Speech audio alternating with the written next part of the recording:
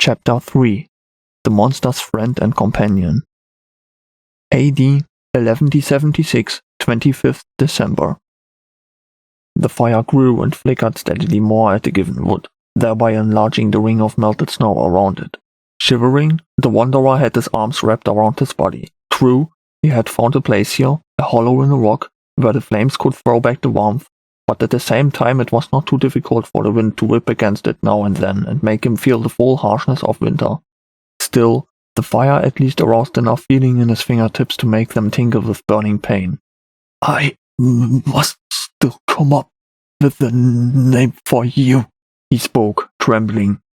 How nice would a hut feel now? The walls didn't even have to be all that thick. It didn't have to have a bed either. The cold was the worst. Out here, winter wasn't just the end of the year. Restive, he looked up at the 3 moons. At least it wasn't snowing, but Nature still knew how to show that she was a harsh mother. Sure, she was beautiful when viewed from comfort, but he knew her to be strict and unforgiving. Just as he was about to tighten his cloak around the stallion, the animal snapped its teeth at him again. "Damn it! Don't be so stubborn! I thought we'd settled that yesterday, once and for all." He reached for a late autumn apple he got hold of from the last village and held it out to the horse, but it did not eat.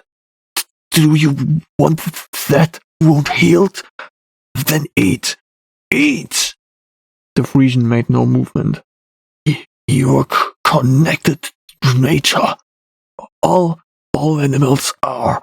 You must know that it meets your end if you..." He faltered, growled. The frost had already crept deep into his body. After the numbness, he began to feel that the teeth of the frost were now gnawing at his bones. But that was just the pain coming back into his limbs, a gift of the fire, a gift of the light. At least that was how he saw it, and inside him was the distant call, a longing for the night. Why did he bother with the horse? Why didn't he just put out the fire? Just laying down and...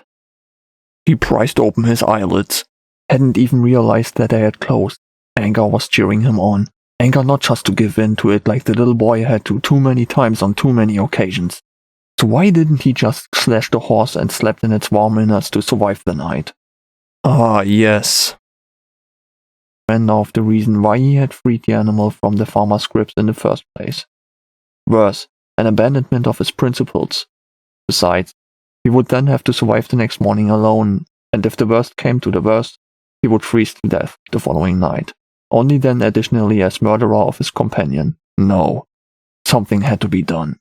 The horse neighed loudly and struggled as this guy actually wrapped his arms around his neck and tried to choke the apple into him with his other hand. "Eat that! Eat that!" Sure enough, the apple ended up in his mouth, but only because the animal wanted to bite at the man.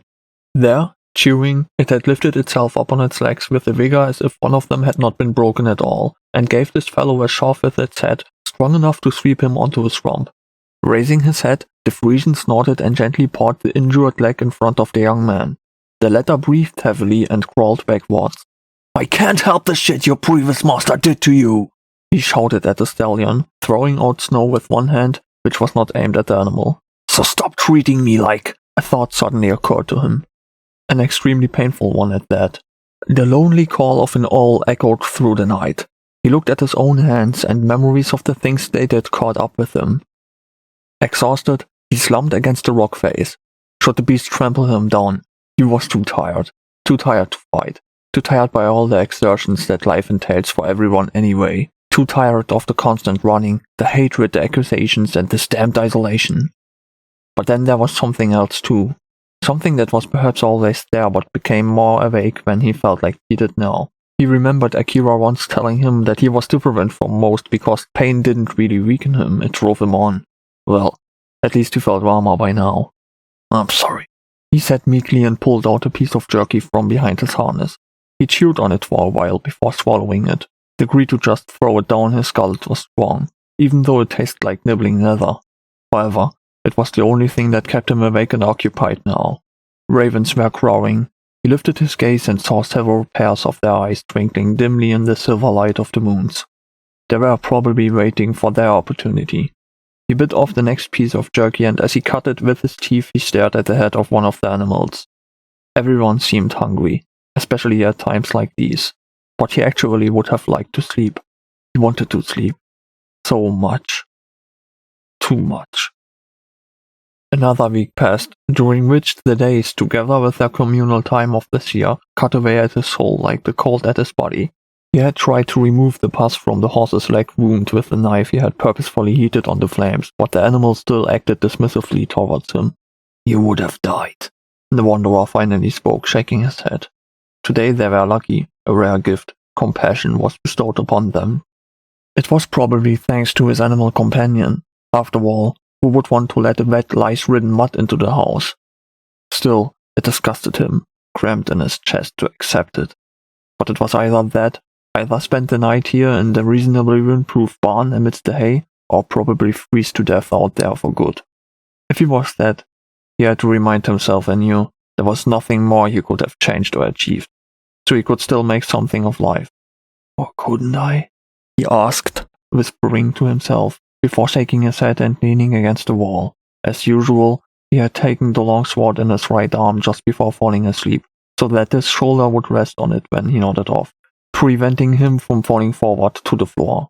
He had hidden the short sword and the dagger next to him in the hay, as well as the bow along with the quiver and the remaining 8 arrows it contained. "You would have just died," he repeated without looking at the horse, which had also made itself comfortable, albeit a little away from him, on the hay. "If I hadn't gotten you out of there, that would have been it for you. Do you get that?" At these words he had lifted his head, just far enough that he could look the animal in the green eyes. It returned the look vacuously and held it, but the wanderer lowered his head again and sighed. "Perhaps you, too, wanted to die and now hold it against me that I am delaying your expected end." He nodded, but hid his tired grin. "I could well understand that." For a few seconds he was silent. "There's something peaceful about death, isn't there?" The thought was not unfamiliar to him, but admittedly it was more distant here, where he was now. The light of the talk candle in the little lamp did not give much warmth, but it was enough to give rest to the soul. A little, at least. Shelter from the seemingly endless darkness, in tune with the whistling, sometimes even howling wind. It was warm enough in here, if only because of the other animals. And they offered company, even if not human, but he preferred that. Better than the trees out there at night with their branches that quickly became long-limbed fingers in the darkness, waiting in the shadows. The animals did not speak to him, but their presence alone had an effect. How would the end be? He wound up the thought, but then noticed, for it had happened. The stallion had snorted and for the first time reacted to what he said. Shaking his head, the wanderer chuckled. "Look at us. 2 guys tired of existing, trudging tiredly along the road of their lives. Which to me seems more like an overgrown dirt road where the roots keep trying to break your feet. And where does it all lead?"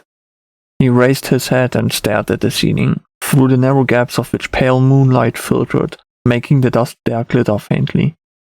"Maybe we should find someone who can take care of your leg properly first. I know too little about this crap to be of any real help to you.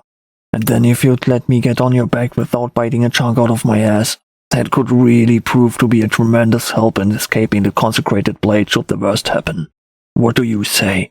He looked at the horse. Again the stare, but the wanderer smirked. "I see. You have enough of your own to carry. You don't need some rascal on top of you.